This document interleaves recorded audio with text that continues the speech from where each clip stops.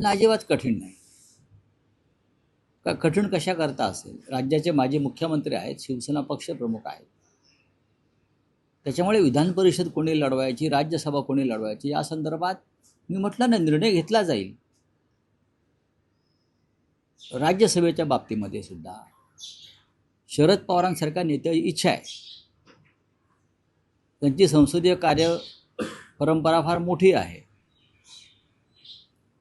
अशा वेळेला त्यांचा पक्ष काय भूमिका घेतो आहे किंवा ते स्वतः काय उघडपणे भूमिका घेतात त्याच्यावरती बऱ्याच गोष्टींचे निर्णय होतील पुढे. शिवसेनेचं संख्याबळ सगळ्यात जास्त आहे 20, त्यानंतर काँग्रेस 16 आणि शरद पवारांचं बळ हे 10चं आहे. तरी आम्ही महाविकास आघाडी म्हणून इतर घटक पक्ष लहान असताना आम्ही 50पर्यंत जात आहोत. जिंकण्यासाठी 37 मतांची गरज आहे, म्हणजे आमच्याकडे पुरेसं संख्याबळ आहे.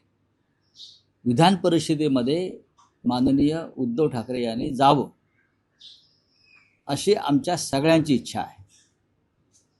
त्या संदर्भात आम्ही उद्धवजींना विनंती करू आणि पुढे काय ते पाहू.